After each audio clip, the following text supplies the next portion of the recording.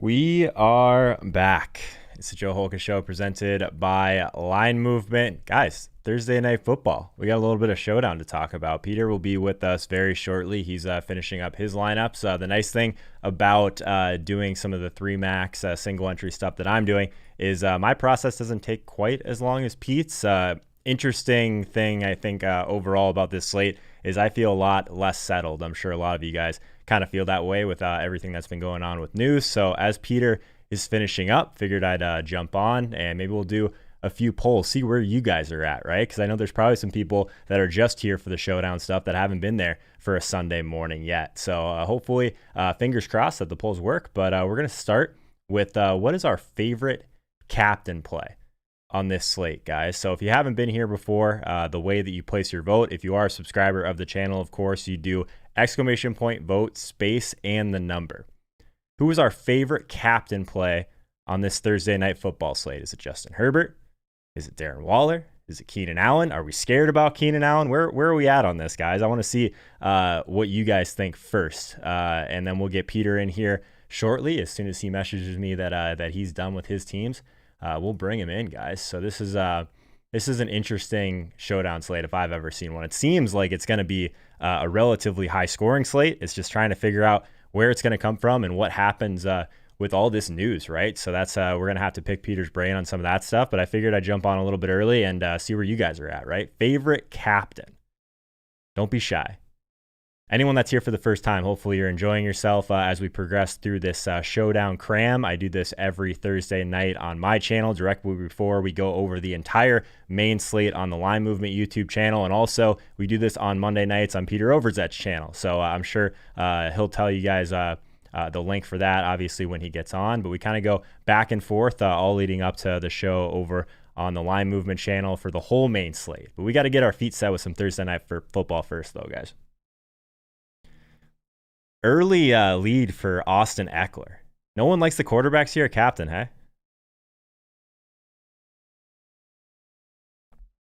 Very interesting. Very interesting.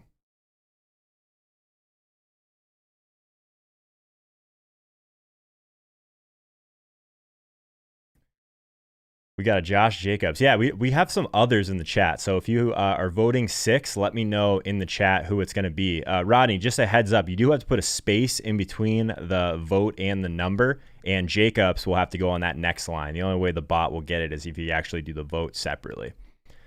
These bots, man, they're a little bit tricky. So we'll get there. We already got a couple votes, and we got 240 people in here, 50 votes. So that means one of two things. You guys don't want to subscribe to the channel, which is fine. Hopefully we can provide enough value today that you guys will like to subscribe to the channel. Or you just think people are going to judge you in the chat? That's ridiculous. No one's going to see your vote. Let's keep this thing going, guys. I refuse to move on until we get more than 50 votes. Someone asked what I'm sipping on. This is the time of the week where it's way past the coffee time. It's way past probably even time to just like have water throughout the day. This is like the moment where you just got to push through. We got a couple more shows to get to tonight. So I got some Pinot going. That is not coffee, confirmed, Brandon. That is true. I like a good red. All right, so we got about, I made these polls a little bit. I think I left them open-ended. I did. So looks like Austin Eckler for right now. Interesting. Very interesting. I think this, like the uncertainty overall with Keenan Allen right now has me kind of interested, but I'm going to wait to get into the weeds until Peter gets here. Austin Eckler, though, guys. I mean, it's kind of what we expected, right? After he came back, like 56% of the team's rushing attempts. He also has like literally a 22, I think pretty close to a 23% target share since he's been back from injury. It's insane. This Raiders defense is one of the worst at defending running backs in the passing game. It's pretty crazy. Like bottom 3. So I'm with you guys. That is a fantastic spot for Austin Eckler. I actually think that he might be one of the highest owned captains on the slate as well. The quarterbacks always seem to be pretty highly owned. But I don't know if it's going to be necessarily as different as it normally is. I think that Austin Eckler could approach pretty similar ownerships to Herbert and Carr. Would you guys agree with that? Yeah, exactly what Jordan just said in the chat. He says wide receiver uncertainty will definitely drive up Eckler. I kind of agree with that. Waller is the alpha wide receiver on this slate. Yeah, I mean, if you think that Keenan Allen's going to be out there, not at full strength, then yeah, I think that's definitely within the realm of possibilities. I think that Darren Waller, though, in comparison to some of these other guys, what do you think? Over under 8% captain for Darren Waller. I think that might be pretty close, honestly.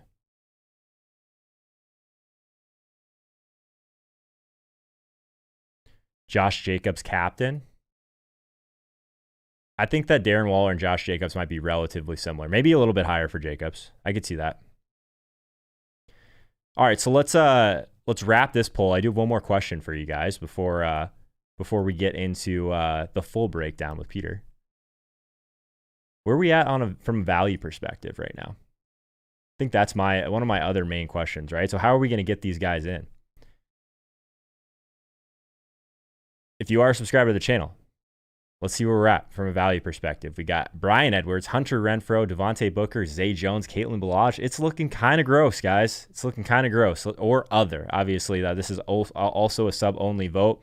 So let's see where we're at from a value perspective, guys. And then I'll go grab Peter, and we'll really get in the weeds here for this Showdown Cram, get you guys out of here, get you guys over to the full slate breakdown. Chris Neville in the chat. What's up, my man? How we doing?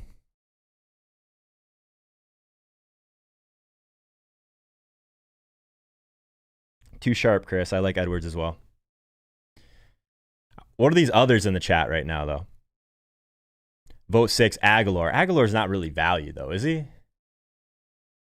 I like some Aguilar. He's 7,400. He's not a value.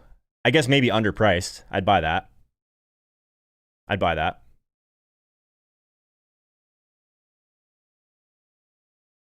Guyton and Edwards. I like Guyton as well. Guyton was down the board a little bit for me, I think just because of his price, but I do think he's a really good play. We'll get in the weeds a little bit as soon as I grab Peter. Honestly, like the Guyton thing matters, like what you think of Mike Williams, right? What we're making of all this news. A lot of Guyton in the chat. Okay. Okay.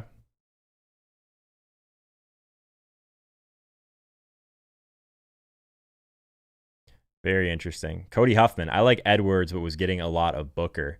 I like Booker as well, if I'm being honest. Like, even if he ends up playing, I mean, obviously, Jacobs is back, right? He's still been getting work, right? And he's actually active in the passing game as well. So at that price, he seems like a reasonable value against this Chargers defense that's just allowing a ton of targets to running backs as well. Like, it's both sides, guys. Both these defenses are not good. I think we're in for like a higher scoring slate for sure. I'm going to go grab Peter, guys. So I'm going to throw up the Be Right Back screen. If anyone's here on Sundays or throughout the week, do not panic. We'll be right back. Just going to grab our boy Pete.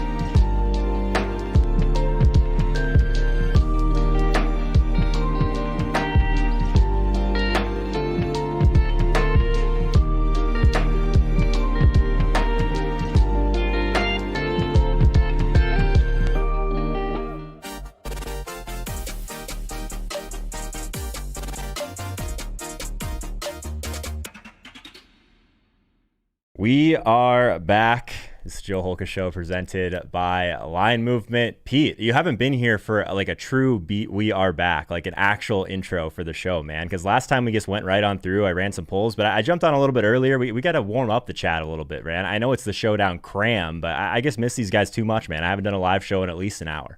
Can you tell me the genesis of the We Are Back? Because I have seen the effects of the We Are Back, but I don't know the origin story. Everyone's got their thing, man. Actually, the true impetus behind it is like my girlfriend works like probably like, I don't know, like 10 feet away from me. It's like a wall away where she does like all of her work throughout the day. And I needed something to like really annoy her with without actually like going and speaking to her. So I decided to like come up with something that was like kind of rememberable at least, but also made her really upset. And I wasn't sure what that was going to be. So I tested out a few different things. That just happened to be the one that made her the most upset. So that's just the one that stuck. Well, when you guys break up, the new thing can be We Are Broken Up. Everyone in the chat saying We Are Broken Up. Or maybe that's the point when we really are back. You know what I mean? That's the true We Are Back for sure. Pete, we have a showdown slate to talk about. It appears that is why people decided to come hang out with us. This is the point of the week where we've made it past the Adderall portion of the week. We've made it past the coffee portion of the morning, and I'm straight in the drinking portion of the week. So that's a spot where you're very comfortable. So where are you at right now in your week? It is a Thursday night. We got a show directly after this on the Line Movement channel, of course, to break down the entire slate. I feel great about that slate. This slate seems like whoever is going to get this news right or whoever is going to guess right is going to win all the money, right? Do you feel pretty similar? Yeah, I am with you. I got shamed on Monday for not drinking. I took my mandatory 2 days off from drinking Monday and Tuesday. And dare I say, we are back drinking here on a Thursday. And yeah, this was this weird thing where we're all bracing for Keenan Allen and Mike Williams to be ruled out. And then Schefter says they're good to go, but going to be on a snap count. And, you know, I was trying to go back through my Rolodex of Chargers injury reports. We had the Austin Eckler one where Rappaport said he was going to be limited. And then he got, like 16 targets. But this is Schefter, and I trust Schefter. And so when he says they're limited, to me, where I'm at with it is when you say Mike Williams is limited, he's only getting a few targets a game anyways. That's more concerning to me. But Keenan Allen's role is so good, leads the league in targets, actually has a red zone role. So I think even if we get 75% of Keenan Allen, I think that's still good. I know Leone has him projected for 15 DraftKings points, even with the downshift. So I'm feeling okay about Keenan. That's a little bit higher than some of the other spots too. So I would skew towards Leon. I actually like that he's a little bit more bullish than some of the other projections I was looking at because I think this is a spot where both defenses are just so bad that like we might take 75% Keenan Allen. You know what I mean? It makes me a little bit more nervous with the Mike Williams side of things because he's always going to be like, I guess, that threat to catch like a contested ball and that sort of thing and like get in the end zone. But I don't know, man. I have some interest in some of the value pieces. So maybe I don't even end up in the Mike Williams range anyway. So have you done any building so far? I know like half the reason I get on here to warm the chat up, man, is because my process is a little bit different, playing the 3 max, kind of like higher stakes, smaller field stuff. But you're rolling out a lot of 20 max stuff and really kind of getting in the weeds with ownership and that sort of thing. So where are you at so far in your builds? Do you have any like specific construction that you've seen pop up in optimals a little bit more than others, or you've been kind of waiting a little bit longer because of all this news? Just to address it, and someone in the chat beat me to it. There he is, Pete Eric Tomlinson Overzet. Yes, I am back on my bullshit trying to get unique lineups in 190,000 person field. So I actually kind of don't mind this late breaking Mike Williams news, especially like early ownership on him. Like literally up until an hour ago, Osmo, ETR, all these guys had him at 0% because we all assumed he was going to be out.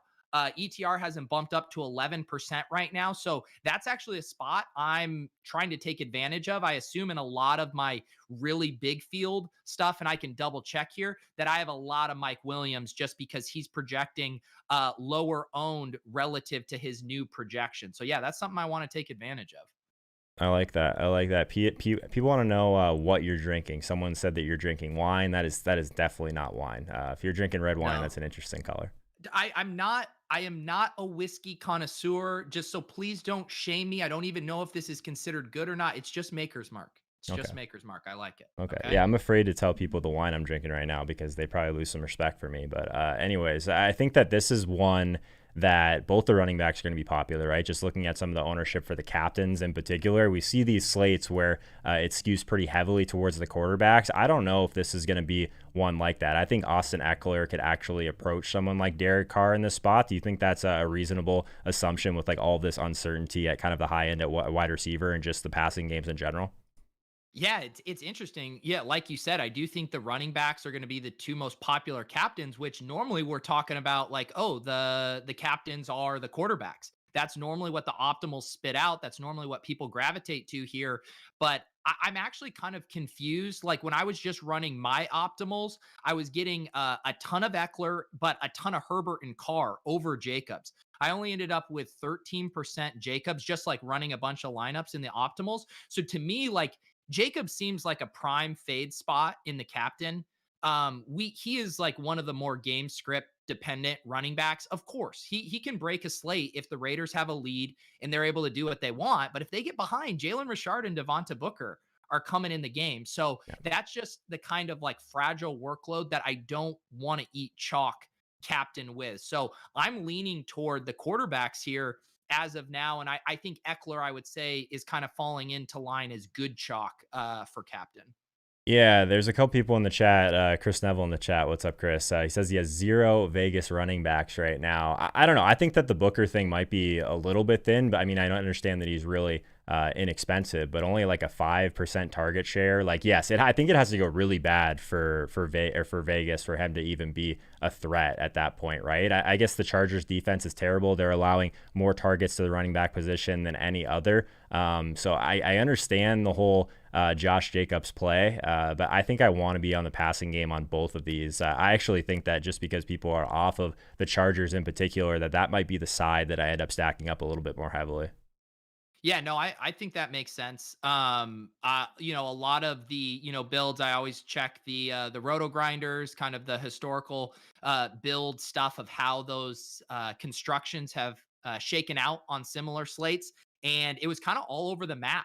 There was no huge leverage spot here. So I think we are going to see a lot of 3-3s, a lot of 4-2s. And, it was funny. We mentioned how the 5-1 historically on that last slate didn't hit. And sure enough, it was a 5-1 that Yeah. takes it down. So again, we always have to caveat here. We're trying to look at these macro trends to point us in the right direction. But on these showdown slates, weird stiff stuff happens. And man, that was a weird game on Monday. Yeah, Pete, do you remember the number one value play that you told everyone? And I can't even be mad because I ended up getting there on like a late Kareem Hunt captain team anyway that made the slate a profitable one. But man, we didn't really hit that I guess automatic $200 value play. Man, do you have any of those for us today? Yeah, there is no the massive smash play that's opening up. I mean, one guy that is kind of interesting. So we have Justin Jackson that is inactive. That makes, Joshua Kelly vaguely interesting, I think, at a $600 salary. I think the reason he's more interesting than usual is just because Eckler has been questionable all week. And if something were to happen to him, and again, these are when we talk about these like fringe outlier results, it's because we're trying to win these big fields. You don't need to mess with Joshua Kelly in a 800 person field, but I do think he could get a little bit more work than usual behind Balaj and would see a ton of work if for some reason Eckler had to leave the game early. Yeah, Chad is telling me that the pretty clear value play is Brian Edwards in this spot, though. Obviously, he would be the one that's kind of opposite Nelson Aguilar on the other side. Just that price tag, man, of $200. People are interested that on the value side of things. So are you with them that he is like the top, like super cheap, like mega cheap option that allows you to get some of these other guys in? If you're not on Keenan Allen, like I don't know if Brian Edwards is super necessary, but I mean he's projecting pretty well for a guy at that salary overall. Yeah, the kind of crazy thing is that Zay Jones is going to be there too. I was reading the ETR write up. They were talking about kind of the snaps and the routes per drop back on those guys, and they're not too far apart. Brian Edwards does have the slight lead. I don't mind it, but I don't necessarily love chalky thin plays here. So I think Brian Edwards definitely has merit. But again, the contest I'm trying to win, I'm starting to look at a little Zay Jones as well at lower ownership. And I think we're looking at, 60% chance probably Brian Edwards outscores Zay Jones. Sure. So if the ownership is like not reflecting how close that is to a 50-50, I want to be on the lower side. Yeah, just anyone that's kind of trickling in here. Peter's playing a lot of kind of the lottery tickets, 20 max, like larger field stuff. I'm playing some of the smaller field, 3 maxes and single entry. So definitely a little bit of a different strategy overall. I tend not to play quarterbacks very often. It's worked out for me just to be pretty heavy on some of these alpha wide receivers. So I guess to that point, Pete, on the Raiders side of things, is that alpha wide receiver? Is that just Darren Waller? Yeah, I mean, his target share has been just absolutely insane. His workload in this offense right now, I have it looks like 37% Darren Waller in my lineups. Chris Neville just asked how much Keenan Allen I have. I'm at 20% Mm-hmm. Keenan, and I think that'll probably end up like matching the field, maybe just slightly under on the field. So yeah, I'm not taking any big stands on Waller or Keenan. It looks like my exposures are just kind of matching them. Yeah, I have Keenan on one of my 3 teams right now, but it is a Keenan captain team. I'm not sure if I'll end there. We have a little bit of time to sift through here. I guess like what's your initial lean on how much like Mike Williams is actually going to play? Because that's like really changing certain things because I think they've kind of already adjusted some of those projections to kind of that uncertainty. If there is like some volatility there, we talk about these like median projections. Like I might be on that for. I think that if it's going to be people are just going to be scared. I think it makes a lot of sense still. I mean, Mike Williams and Jalen Guyton have been the deep threats for the team. And again, like we're talking about, we're trying to hit a ceiling outcome. Mike Williams, even on a limited snap count, he can catch 1 or 2 deep balls, and he can get there at that salary, and even more importantly, at that ownership. So I don't mind taking stabs. In my run, I was getting a ton of Guyton in a decent amount. So like in my smaller field stuff, I'm playing a lot of Guyton. And then in the larger field stuff, I'm playing a lot of Mike Williams. And I think I'm going to have a similar kind of pattern with those 2 Raiders wide receivers as well, with in the smaller field stuff, more Bryan Edwards, in the lotto ticket stuff, more Zay Jones. One thing I've struggled with a little bit since kind of diving into this and just looking at some of the best players, like there is certain slates where it makes sense to attack these really cheap secondary running backs. It just feels so odd if you come from like a normal classic like DFS perspective to get there. But you see these guys at super low ownership and the price tags that they have, sometimes they end up outperforming some of these really thin wide receivers or even just like the kickers, defenses, that sort of thing. So like how do you go about figuring out those secondary running backs? Because I look at a guy like Devontae Booker and it just doesn't look that appealing, and then you go over and you see him popping into optimals and that sort of stuff. It's just a really uncomfortable thing for me to do, but it seems like kind of the play on some of these slates. Like this seems like a decent slate for those secondary options overall. Yeah, no, it's interesting. Yeah, I wasn't getting a ton. It looks like I have 11% Booker, 4% Richard. They only $600 difference. They're projecting similarly, Booker slightly better. The interesting thing is kind of their roles, right? Where Booker we saw as the 1-for-1 replacement with Josh Jacobs is out and then kind of mixes in on pass downs. Whereas Richard is just the true pass catching back. So if you are hand building, I think if you were like playing like Chargers onslaught or them kind of in a route, I mean, Richard would be a piece that I would like as the guy that's going to come on there in poor game scripts. And I think Booker might be the guy I would play in more balanced builds, just as a guy who's going to have a more, I think, consistent workload in more normal game scripts. I think that's a good way to think about it, especially if you're hand building. Your lineup has to tell a story, Pete. That's what they tell us in DFS 101 these days, right? So I think that's interesting. Pete, you want to drop a link to your channel? We got about 460 people in here right now, so I want to see a bunch of these people on Peter's channel on Monday night when we go through the Monday night showdown slate as well. Obviously, if you guys want to stick around, the line movement full slate breakdown for week 15 will be directly after this over on the line movement channel. We got to warm up with a little bit of showdown though, right? So I think that is we're going to continue to roll this thing through unless I die from doing too many shows. But Pete, you're doing more shows than me anyway, man, so I probably should stop complaining.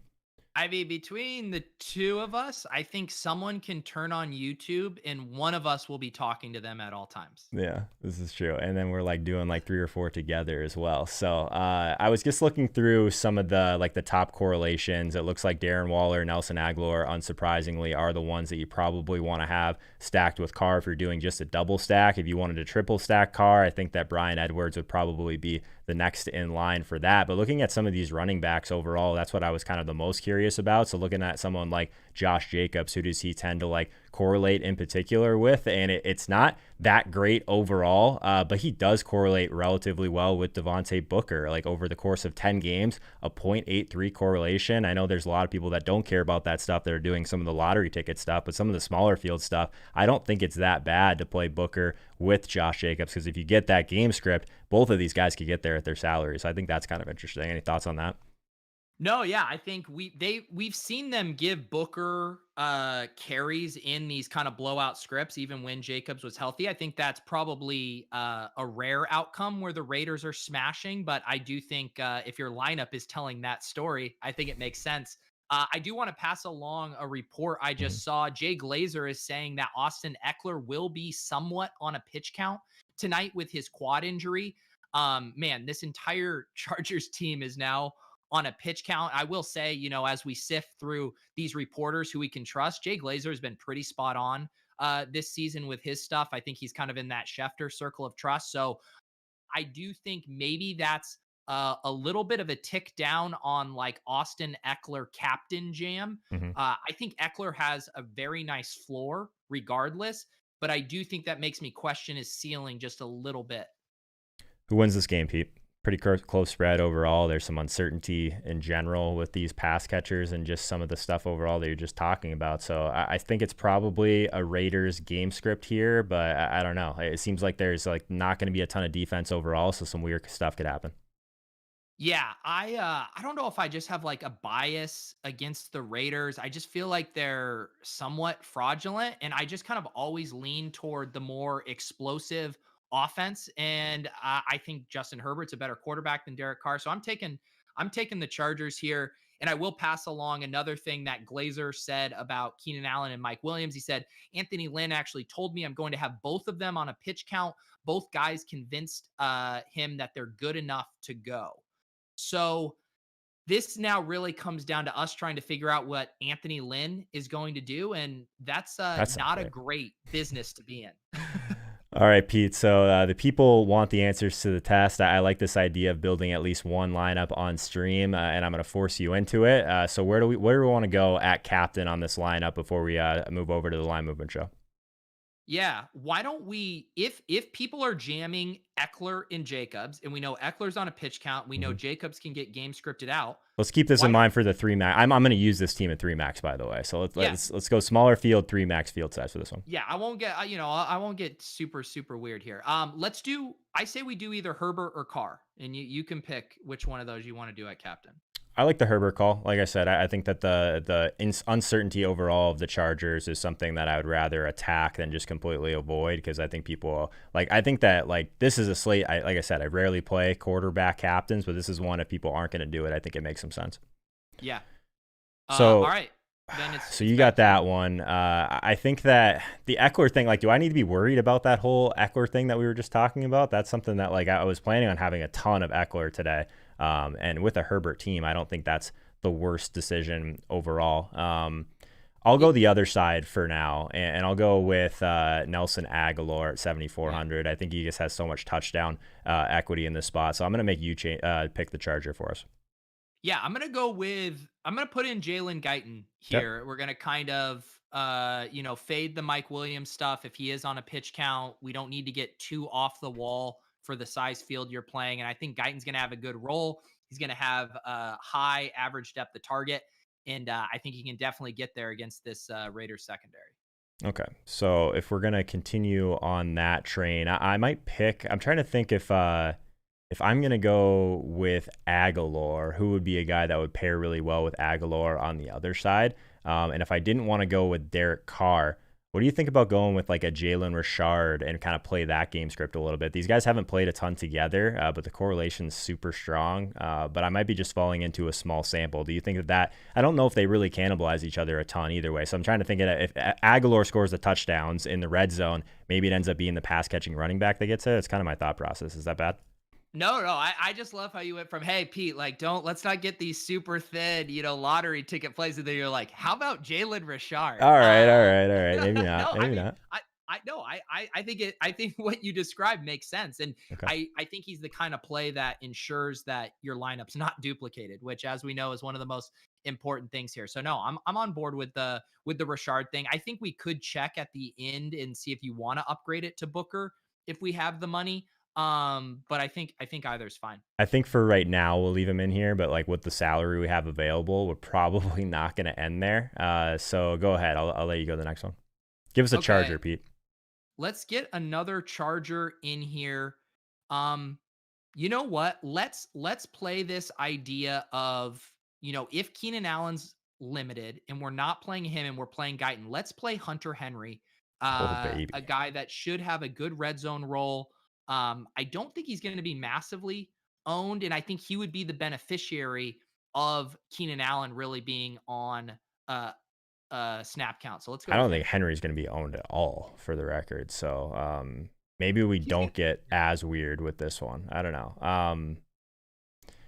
I'm thinking like if we moved Richard, let's keep this in our back pocket. But Richard and Guyton makes me a little bit uncomfortable. What happens if we just go double quarterback here and we got 6,300 left? We could go with a Mike Williams in that spot, just triple stack him and just kind of play that if we don't think that Keenan Allen is going to have a very good game. Pete, if we like start rolling out these crazy lineups, no one's going to come back, man. I want people to watch your show on Monday as well.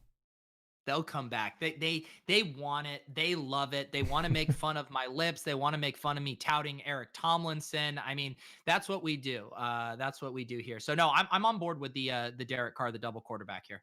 Okay. So what are we thinking for this last slot at 6,300? Do you think we have to jam in Mike Williams? I hate leaving $100 on the table because I feel like I'm going to be duped. No, I don't want to play both Mike Williams and Jalen Guyton. Okay. I think I want to pick one of those two. Kind of a weird range then. How much do we have left? Sorry. We have 6,300 left. So 6,300 left. And sorry, I don't have the stream up, so I don't have the lineup up. So right now we have on the LA Chargers side, we have Herbert, Guyton, and Henry. And then on the Vegas side, we have Aguilar and Carr. Okay. So it's kind of a weird range, honestly. It is. We could go like a Hunter Renfro, but then we're like at a 3-3, and that's not really the build I was going for. You know what I kind of suggest, just looking at projections of who you put in here and who's going to actually be lower owned, is I think we throw a kicker in here. Really? Okay. Yeah. Based purely on projection, and even though we're leaving some salary on the table, I think we put in either Carlson or Badgley. Okay. If we were going to go Chargers heavy here through Bagley and for now, is there any of these guys that you think we might want to try and upgrade then? We could move up from Aguilar to Waller, I believe. 9,400. I don't mind that. 500 on the table. And then we got a Waller Carr on the other side. Then we got a Herbert, Guyton, Henry, Bagley.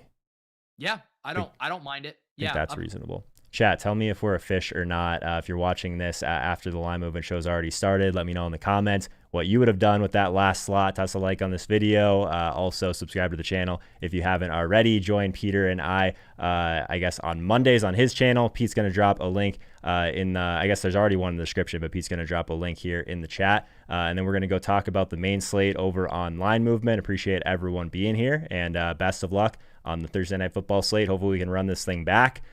Pete, give away your, I guess, best value play that's going to get a 0 tonight, since we're going to keep that thing rolling. My best value play, who would be my... What is the best, Eric like, Tomlinson? super cheap guy that you, like, think is going to go lower owned, but also could get a 0? Okay, let's say KJ Hill. All right. KJ Hill there at 200. He could be our generation's Eric Tomlinson. Get him in, KJ Hill.